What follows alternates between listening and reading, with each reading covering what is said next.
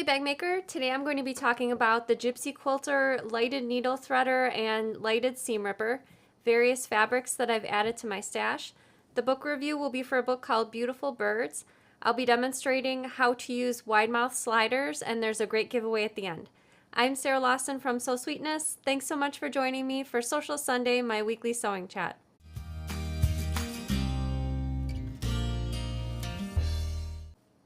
Hey everyone, happy Sunday and welcome to Social Sunday. Thank you so much for joining me for the show. I see, Bronwyn says, I just thumbed up. Thanks for the reminder. Carolyn's watching from Texas. Lauren Berg is watching from New York, and Tracy's also watching from Texas. So welcome everyone. Just a friendly reminder before I get started, just about everything that I talk about during Social Sunday are things that I've purchased myself. So these are not things that I'm getting paid to talk to you about, but just cool things that I found that I'd like to share with you. And everything that I'm scheduled to talk about, I link to in the description. So if you're interested in finding out more about any of the books, fabrics, notions, or projects that I talk about during Social Sunday, just check that link in the description and you can find out more information there. So today, I actually wish I had these a few days ago because Violet, it seemed like every 10 minutes, she was working on a project for her. I don't think they call it home economics in her school. Danny, do you know what they call it in Violet's school, the class where she was doing the hand sewing? I do not know. Regardless, she was working on a hand sewing project. They had to make and design their own stuffed animal, and it was all hand sewn. And so it seemed like every 10 minutes she was asking me to thread her needle, and I can do it myself.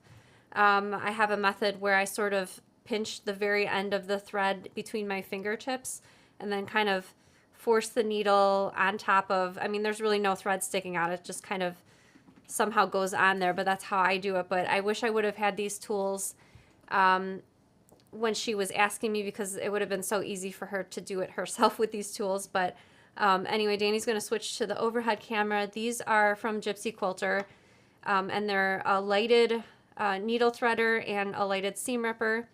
They both come with the batteries already inside, and actually I was a little confused at first because when I took it out of the package I tried to turn it on right away. Obviously it's turning on now, but if you do purchase these, if you remove the little lid over here where the batteries are, there's a little paper sticking out that says pull this or remove this, and that activates the battery started, I suppose, so that they don't accidentally start running if the package kind of gets pushed on one side. But anyway, this is the needle threader, so it lights up. I'm going to turn the light off just for the demonstration, but if you're not familiar with this, it works by using this little, there's sort of a really thin piece of wire over here, and what you do is you first take your needle. I'm going to go a little closer. Okay, thank you. Okay, so I'm not going to light it because I feel like that's blinding to the camera, but you just put the wire through the eye of the needle, and then you grab your thread, and you just put one end of the thread through the wire, and then when you pull the wire away, it adds that's a very close-up view. Okay, so as you can see, my red thread is through there. I'm just going to go ahead and pull the needle off. And as you can see, the needle's now on my, the thread is now on my needle. So this would have been really easy for Violet to do herself. So I'll have to gift her with this. And then this is the seam ripper, obviously lights up. The plus to having the seam ripper lit up is sometimes, I mean, even myself, when I need to rip seams, I'm more or less going from where I think the threads are. And sometimes it's really hard to see, especially if it's a darker colored thread. And the lighted seam ripper is great because it lights it up, lights your way for you. And I also wanted to mention, by the way, that the batteries inside, in case they ever need to be replaced, are G3-A batteries. I'm not sure what else they're used for or where else you can find them in the store, but anyway, those are the names of the batteries. And I've linked to both the lighted needle threader and the lighted seam ripper in the description in case you're interested in checking them out after the show. Jean had a good question. Does that work on sewing machine needles? I don't know. I feel like my needles holes are really small. I'll have to check it out after the show, but feel free to email me and I'll let you know. I don't know why I didn't think to check it out earlier, but alas, they do work really well for the hand sewing needles. So I have a question for you. Let me know in the comments. What Notion upgrade do you have that helps you work better? So for me, one of the early things in bag making that I always loved were the Wonder Clips. For bag making, so much better than pins, holding all the thick layers for bags, and actually I use these for when I'm sewing quilt blocks as well. I would have to say my number one for an upgrade on a sewing Notion would be those Wonder Clips. I wanted to share actually a recipe since I like to do that on occasion. I made this recipe a few times, but Danny and I really love Indian food, and this recipe is from the Ministry of Curry. So the photo and the recipe that I've linked to in the description are from the Ministry of Curry website, but the recipe was for Paneer Makhani. Danny's going to put a picture up on the screen. We like to have this over basmati rice, and it makes plenty of food. I make it in the Instant Pot. Really nice and easy, and I always like to freeze the leftovers, so I have a bunch of leftovers in the freezer for a rainy day, and it's just a really good, something that we both enjoy. The kids don't like to eat it, sadly, but it's something probably one of my top 5 meals for dinner would be this Paneer Makhani, so definitely one of my favorites. Various fabrics that I've picked up that I've added to my stash recently. I actually picked these up in person from my favorite local quilt shop, which is Quilter's Destination. If you are ever in the Chicagoland area, this is my number 1 recommended quilt shop to visit. I've linked to their website in the description in case you'd like more information or the location of the shop. But Danny's going to switch, thank you Danny, to the overhead camera. And these are some of the fabrics that I picked up from the shop. So these first 3 are from Art Gallery Fabrics. The fabric line is called Hazelwood. This is actually not a black background. I would say like a mix maybe between black and charcoal. It is fairly dark, and I know on screen it looks really dark too. This mushroom print I thought was really, really awesome. It has sort of a off-white background for this fabric, and this was my favorite of the 3 and probably the reason that I picked up these fabrics in the first place. The background is kind of a maybe a cross between army green and charcoal, so the background is dark on this as well. I loved the moths, the bird's nest with the eggs. I just thought it was really cute. It would be great for a pouch. But I've linked to the Hazelwood fabric line in the description.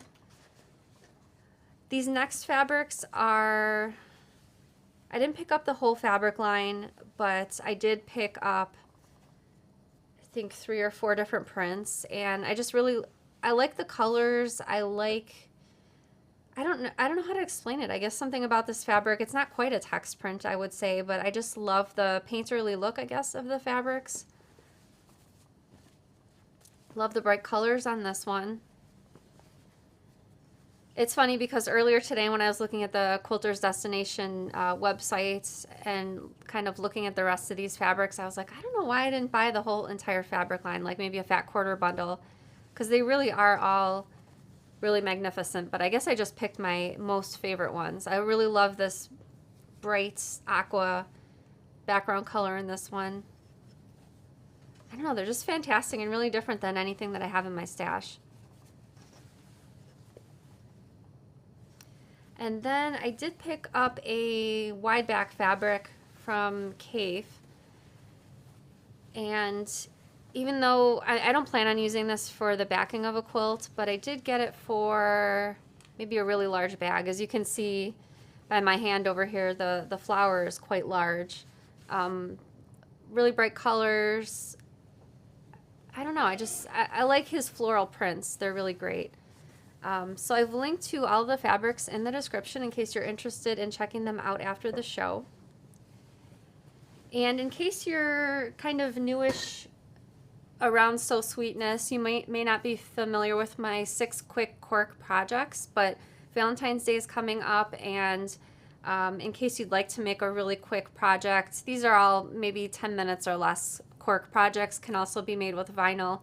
But in case you need a quick last minute gift or maybe a quick teacher's gift, I've linked to the 6 quick cork projects in the description. The patterns are all free. The videos to accompany the projects are all free. And enjoy in case you're interested in any of those. So being that Valentine's Day is coming up, I have another question for you. Let me know in the comments. What is your favorite candy? When I'm thinking of Valentine's Day, I really love any kind of cream-filled chocolates. And I know Easter's coming up too. I would have to say eggs. The Cadbury cream eggs are my most favorite. But lately, in recent years, well, at least this year, I've been thinking, Violet, we went to the store the other day and Violet's like, I think the Cadbury eggs are coming soon. And I said, yeah, they are. But I don't know if I want to buy any because literally I'll just keep eating them until they're gone. Like every day I'll just have several until they're gone. So health-wise, maybe that's not the best choice, buying the Cadbury cream eggs for myself, but they are super delicious. All right, the book review for today is actually an embroidery book, but it really caught my eye because I love birds and the local wildlife. It's called Beautiful Birds. Sorry. That's okay. It's called Beautiful Birds by Beth Hoyes, and I really like it because to me, it looks more like what I think of when I think of thread painting, like filling in all of the available space. And so let me flip through the book and show you the project. So the beginning of the book is discussing embroidery, hand embroidery, and the stitching techniques that are required for the projects, and kind of step-by-step blending colors, different stitches, and so on. That's the whole beginning of the book. And let me flip through all the projects. The hummingbird, I'm really attached to our hummingbirds that come visit us every summer, so hummingbird's definitely my favorite, probably the one that I'm going to make first out of all the projects in the book. I also like, here's kind of a glimpse of the step-by-step photos. I kind of like that you can see the progression from, for example, step 9 was adding the hummingbird's feet, and you can go from just seeing the kind of line drawing to the feet and then seeing them stitched, which I thought was really helpful. By the way, all of the line patterns or line drawings for the projects are in the back of the book for easy either tracing or photocopying if you need to make a copy that way. American Cardinal is the next one. Toucan over here. I love the bright colors too, and if there were more hours in the day, I would definitely go through each project one by one and finish them all. I don't think that's going to happen for me. Wood duck is the next one.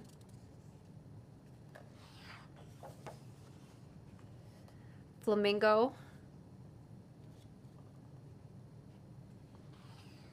Actually, I think this is a book. I don't often pre-order craft books, but this is one that I definitely did pre-order, so I know I got it right away when it came out.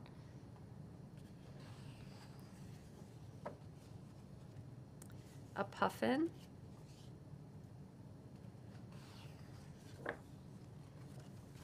And this is a barn swallow. We usually have these over the summer in the barn. The owl, I'd have to say the owl is definitely my second favorite. I like the little different details, these little circle stitches over here. I know they're not technically circle stitches, but visually they look like circles.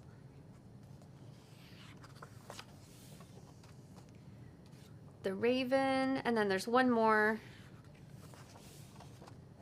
The bluebird. So these are all the projects in the book, and again, the book was called Beautiful Birds by Beth Hoyes, and the link is in the description in case you're interested in checking that out after the show. So Danny's favorite part of the show, at least when he's not on it, we'd like to invite all of the bag makers to stand proud. Let us know in the comments that you're part of the Sew Sweetness squad. Danny and I are both really grateful that you've tuned into the show, and thank you so much for watching. All right, so when I mentioned recently that we had some new hardware come in. Whoa. Oh. Danny, are you ready for Bag Lab? Yeah, let's do it. We are interrupting the show for a special report. Because now it is time for Bag Lab. Okay, so recently we got some new bits of hardware into the shop, and I wanted to sort of demonstrate how to use the wide mouth sliders. I mean, it's kind of a no-brainer, but I wanted to demonstrate the difference between the regular sliders and the wide mouth sliders. So Danny's going to switch to the overhead camera. So the wide mouth sliders are really great for thick layers of fabric, and I've prepared 2 straps before the show, and these are both 4 layers of cork for each of these straps. So pretty thick as far as thickness goes. And I've got the regular sliders over here.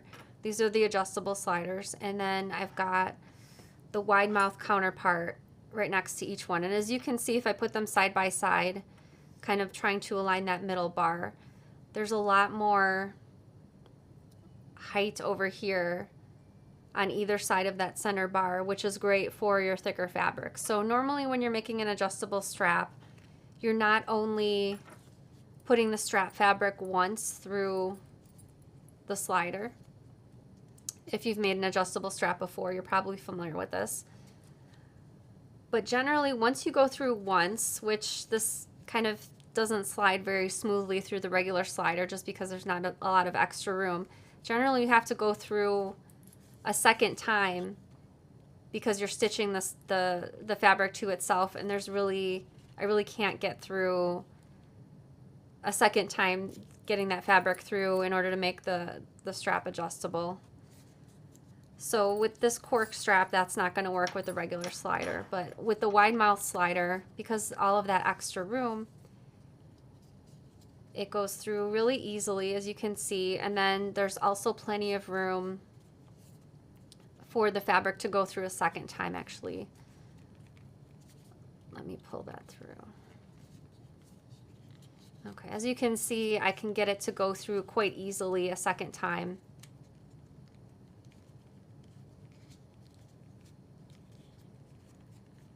And then it's, as you can see, it also still kind of pulls smoothly if you need to adjust the strap. And so we have these for now in the 1 inch wide size and the 1.5 inch.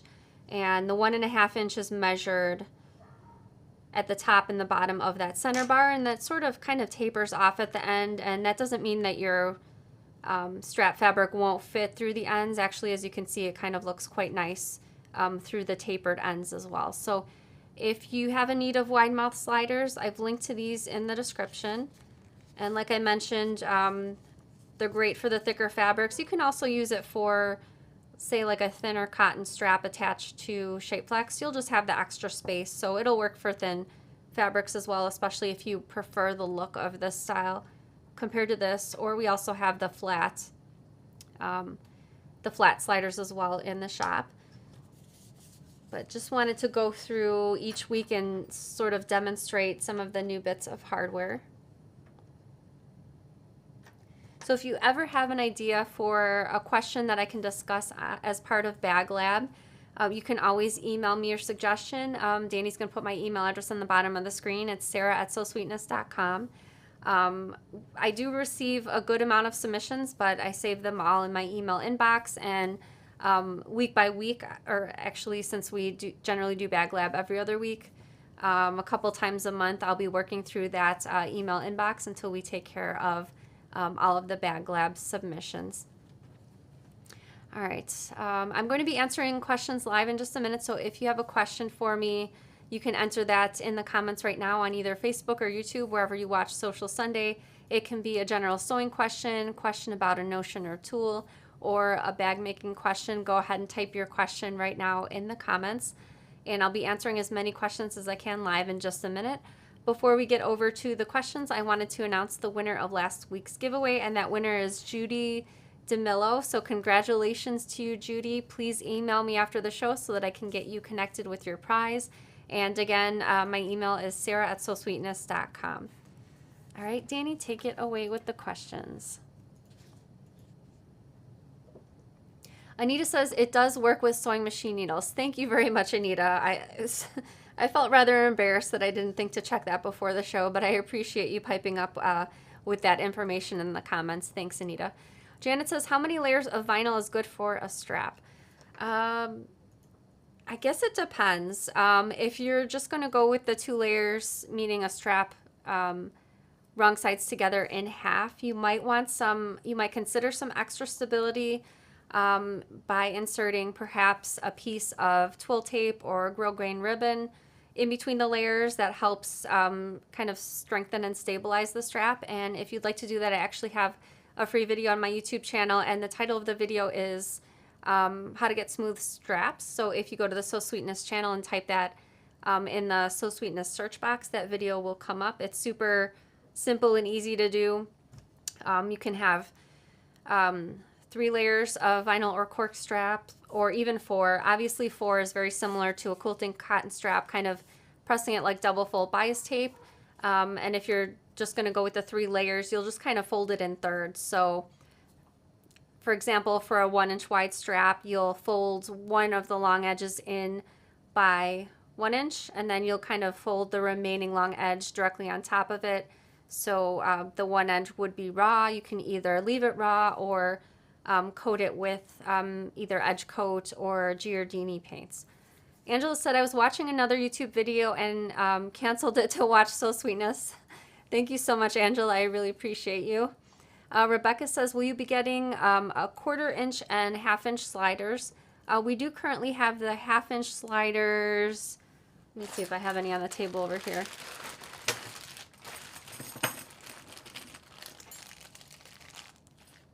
Here we go. Danny, if you wouldn't mind switching to the overhead camera. So here's our 1/2 inch sliders right here, and we've got them in 6 different colors. Thanks, Danny. Lauren Berg says, the piece I like is a large butterfly button, but I want it to be flush with the fabric. How do I go about that? I'm not sure if you mean you just want to hand sew a button onto your fabric, or if you're talking about something else, I'm happy to email back with you after the show, so feel free to email me further details if I had it wrong about the hand sewn button. Yeah, my brain is just not thinking. Feel free to email me after the show. I'm sure it will be clear once I'm not under camera lights. Laura says, my new Juki TL15 suddenly stopped picking up the bobbin thread. Any ideas why? I've rethreaded, changed the bobbin and needle, and oiled the machine, but it didn't help. I'm not sure about that, but I have a feeling someone watching knows the answer. So if you have the answer to Laura's question, please do type it in the comments right now. Danny will try to keep an eye out for that, and hopefully we can post an answer from someone up on the screen. Jamie says, how do you organize all your zipper tape? Mine are out of control. I actually purchased, it's behind me, so let me just grab it. It's actually not grabbable because I can see right now it's going to be a little difficult, but it's that wooden spool holder behind me, and I have zipper tape on the spools that I kind of attach with a pin to hold the end in place. I kind of tried this out, and I'm not really loving this method for, I'm not sure, whatever reason. I kind of don't enjoy winding the zipper tape on the spools. It's all right, but the rest of my tape is in one of my drawers and just haphazardly just kind of tossed in there. So I'm sure there's tons of better methods. Again, let me know in the comments if you have a really good idea for storing the zipper tape. Is that all? Let's see. I'm using a magnet closure for a bag I'm making for my nieces. I want to add a nice statement piece on the front where the magnet would be placed. This is the butterfly lady, all these. Oh, I see. I see. A thought that popped into my head was to maybe find, like, I think you mentioned butterfly, maybe like a butterfly twist lock or a butterfly flip lock. Maybe something can be found on Etsy with that kind of design on that. And that would kind of negate the need to have something extra, like the magnet with something on top of it. The only other thing I could think of would be maybe to machine embroider like a butterfly onto the fabric. That sounds like that's probably not what you wanted, but maybe the twist lock idea might help. Carla says, did you mention that you have some new patterns coming out in a few months this year? Sometime in the spring. We don't have a release date yet, but I'll be coming out with Minikins Season 4, so it'll be 12 new patterns and videos, and I'm finishing up the last couple projects, and then we're we already started filming the videos. So sometime in the spring when I have a better idea on the date, I'll let you know on the show. Oh, this was in response to Laura's question. Have you got the bobbin incorrectly? Debbie said, when that happened to me, it was a matter of my needle being a tad low. Karen says, will we have another upcycle challenge for Earth Day this year? You know, I'll have to check in on that. Let me write myself a note so I can remember. We did have last year one of the months for the Soul Sweetness challenges last year. We did have an upcycle challenge for that. Jessie says, I use a shoe door organizer for zippers. Oh, that's brilliant. I actually just recently got one of those, but for games. I have a lot of card games or smaller boxed games, and I bought it for that, but that's a good idea for the zippers too. Wendy says, have you ever thought of having a bag retreat? We did have a few, but it was years ago already, and I guess haven't thought of it lately, but I think it would be a great idea to get together and sew in person. I'll definitely let you know if anything like that ever comes up. I'll give you advance notice for that. Lynette says, any suggestions for a mini vacuum for my sewing machine? I actually have the, what is it called? The teeny tiny vac, something like that. It's a little yellow vacuum. I demonstrated on the show maybe a couple years now. But it's a really small vacuum, and it comes with obviously a hose and different extension parts that you can put on, but it's great for the sewing machine getting all the lint out of it. Karen says, maybe a bag lab on using more unusual fabrics like knits. I did demonstrate, it's been a few years now, but I did demonstrate how to use knit fabric for a bag, obviously, because knit fabric is stretchy. You can find that video on my YouTube channel, probably search for knit fabric, but very quickly attach pellet-shaped flex to the wrong side of the fabric, and that kind of takes out the stretch. I do the same thing when I use garment fabrics for a bag. I don't do that often, but sometimes I come across a print like a rayon fabric that I'd like to use for a bag, and I do the same thing for that. I attach a piece of pellet-shaped flex to the back, and it kind of minimizes the drape and makes it easier to work with for bag making. Rebecca says, will you be putting together a strap kit for a bag? 2 swivel lobster claws, 2 D-rings, and a strap or slider. I actually, years ago, I sold hardware and sets like similar to what you mentioned, and for whatever reason, maybe I just didn't do well with the promotion of it, but it didn't sell well like that, and so I think, at least for the time being, we'll just have it as it currently is on the websites, either 2 packs or 4 packs, depending on the type of hardware. Lady Jean says, in regards to Laura's question, the shaft which holds your needle is not in line with the bobbin. Most likely you'll need to have it looked at where they can adjust it. Linda says, what was the bag you were holding in the picture before the show started? Danny, do you remember which bag that was? We generally take the photos ahead of time, and we have some stored on the computer, so I will have to defer to Danny for that. Yeah, it's the pencils with, it's like colored pencils with blue zipper. It's like a double zipped pouch. I think it's from Minikins 3. Oh, yes. Okay, I know what you're talking about now. That's it. Okay. This is the Frisian pouch. Actually, this pattern is part of tonight's giveaway, so stay tuned for that. And I have some more photo examples of this pouch to share with you at the end of the show. Linda says, do you have 1/2-inch D-rings? We actually do. So these are some of the new, part of the new hardware. These are flat D-rings, and this is the... Oh, sorry. That's okay. There we go. That's the 1/2-inch size.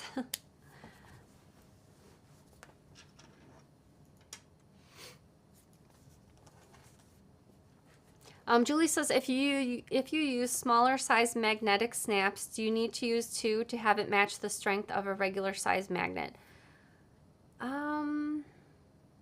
That's a good question. I generally really only use 1/2-inch magnetic snaps, but it's never a bad idea to have, I don't mean strength-wise, but just as far as like holding the flap on straight. I do kind of like a flap with 2 snaps. Obviously that doesn't work with every style of flap, but I don't know. I guess I don't know the answer to that with the smaller snaps than a 1/2 inch. So if you've used smaller snaps, let us know in the comments. And again, Danny will try to look out for your answer to post it on the screen for Julie.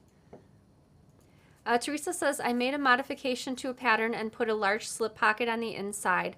I can't keep it from sagging outward. Any ideas? I guess a couple of thoughts that I had.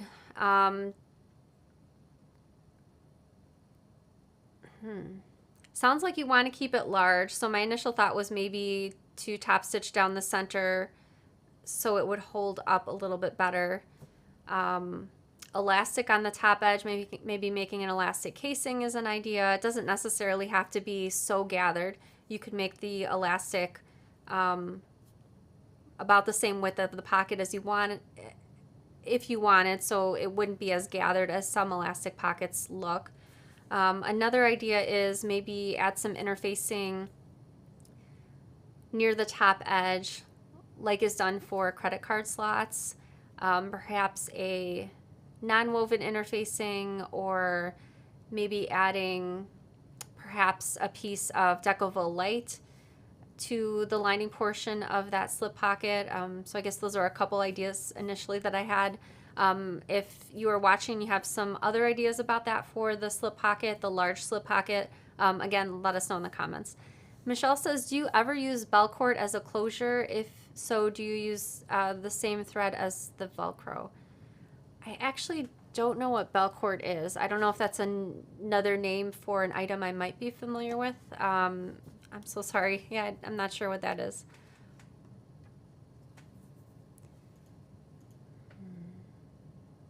Oh, Velcro. Okay. What was the original question? To use the same thread?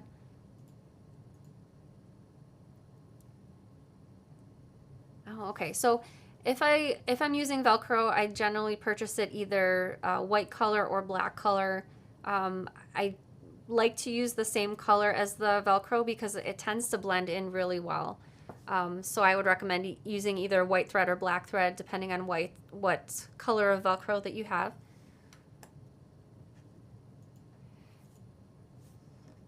And Linda said, I'd like to make a sleeve pouch for a 10-inch Amazon iPad. Which bag is best to try? It would be my first bag from this group. Would I switch the magnet for Velcro? Okay, so a few thoughts that I had for that. The Creative Maker Supply case is kind of like a zip around case, and it comes in 3 different sizes. The Grab and Go sleeve is another one. That's part of Minikins Season 1.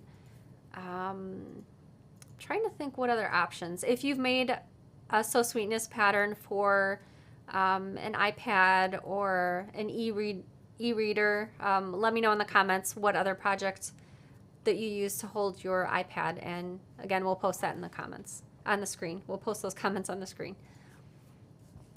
Kelly says, do you carry personalized labels to go in the bag when I give it as a gift? We do have some woven labels with some sayings on them, such as made by mom, made by Nana, handmade, and those are woven labels that are just sewn into the seam, either on the outside of the bag or somewhere in the lining.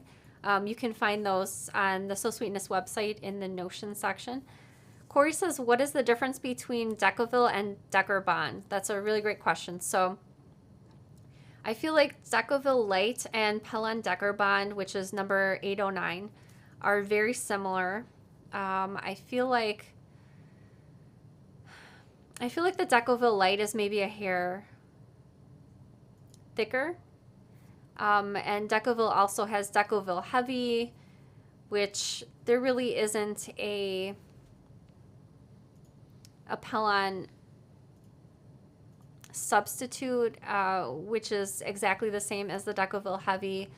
Peltex is thicker feeling to me. It is also a stiff interfacing like the Decoville Heavy, but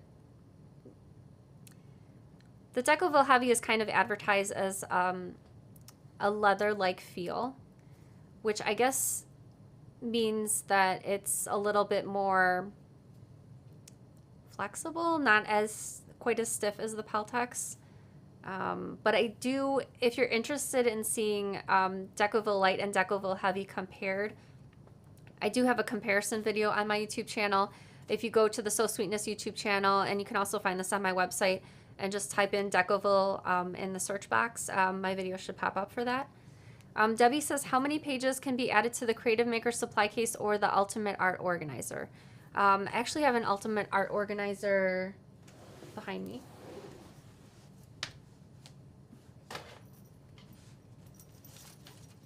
Actually, I have both of these projects. So this is the Creative Maker supply case. This is size large, so it's the biggest of the 3 sizes, and it just zips open. And this is what I was thinking of for the e-reader. Obviously, might not need size large, but you could modify it. If you didn't need the pencils on one side, you could just have some pockets on both sides if you wanted to. And this is the Ultimate Art Organizer, and it's a very similar shape to the Creative Maker, but it's got the three different zipper openings. Actually, Danny, can you switch to the overhead camera?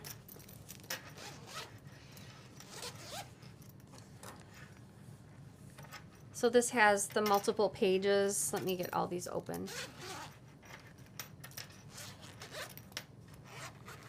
So the Ultimate Art Organizer just has the 3 sections. So I haven't personally modified this to add more pages. My best guess would be to follow the instructions, except instead of adding the back page, just continue on to add more pages.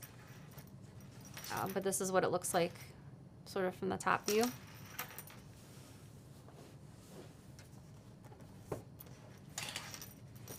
Dawn says, do you think they will ever make Velcro in different colors? That is a good idea.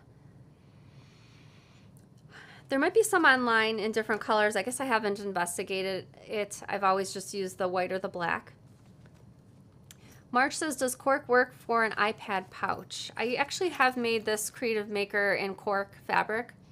I made one for Danny. I think it was the medium size, so the one that was smaller than this size. Evelyn says, my favorite, the grab and go sleeve is wonderful. You can add inside pockets. So the nice thing about the grab and go sleeve pattern that's from Minikins Season 1 is you actually measure your device. So whatever the item is, it can be something that's really huge or something that's really tiny. And you plug in those measurements into the pattern, and through the pattern instructions, I direct you to what size you should cut your pieces. And so it's kind of a more custom fit for whatever the item is that you're putting inside. Marilee says, my iPad sleeve is cork. Jamie says, I'd go grab and go. I made one for my iPad mini.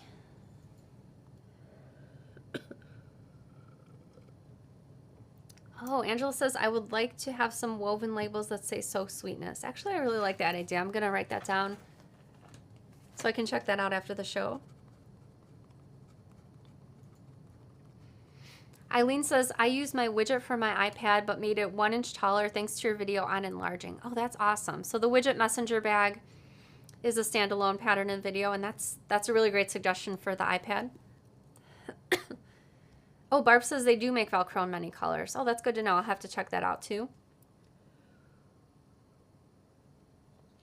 Jackie says, how about a bag for a small laptop? So I do have the Lilium laptop bag. Also, the triple threat briefcase might be good for a laptop. And as mentioned previously, the grab and go sleeve also for holding a laptop. Are you calling in on the questions, Danny? All right, I apologize if I did not get to your question live, but I will be back again next Sunday, and Danny will be joining me on next Sunday's show. One last thing to get to is the giveaway for tonight is for a Minikins Season 3 bundle, which this Frisian pouch is part of that bundle. And Danny put together a little slideshow of some of your Frisian pouch makes. And so here are some of the projects that have been made from the Frisian pouch pattern. So Amy made this one in really cool Scooby-Doo fabrics. I like the little zipper pulls that she added to the zippers as well. Kathy made this one with Some of our striped zippers and tulip pink fabric. The zippers look perfect with the fabric. Different Kathy made this kind of dusty rose colored fabric, and she used different fabrics for the center of the pouch.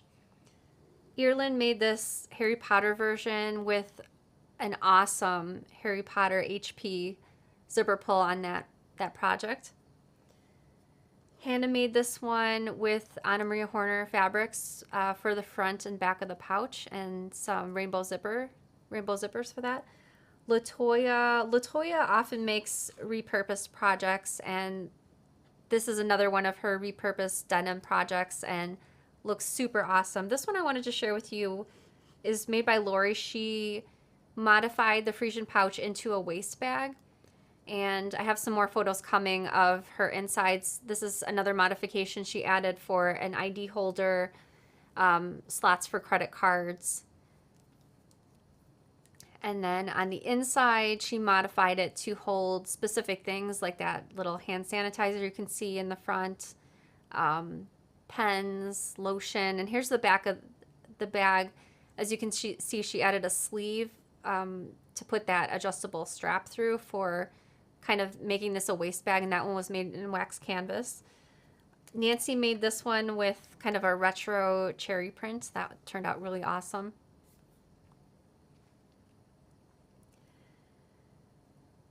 Teresa made hers, and she had multiple views for her photos. So as you can see, plenty of storage for pens and other items. And Valerie made hers to hold things that she might need while traveling or on the go, like chargers, pens, and other items. So great job to everyone. Again, that's the Frisian pouch from Minikins Season 3. And the Minikins Season 3 bundle is our prize for tonight. If you happen to be the winner and you already own that bundle, I'm happy to substitute either a different Minikins season or other patterns of your choice. For our giveaways, they're randomly drawn. You have until the end of the day this Saturday to leave a comment on this show. Whether you're watching on Facebook or YouTube, we add all of those comments together, and I will announce the winner on next Sunday's show. And I have an extra bonus question for you that you can answer in the comments. I was kind of thinking of Valerie's kind of road trip themed pouch, and it kind of made me think of all the things that I like to pack when I go traveling or stay at a hotel. Obviously, this question is not sewing related, but what is your favorite shampoo? Let me know in the comments, and that will be your extra method of entry for the giveaway. Good luck to everyone. Thank you so much for watching Sewcial Sunday. I hope you have a great week and happy sewing. Bye, everybody.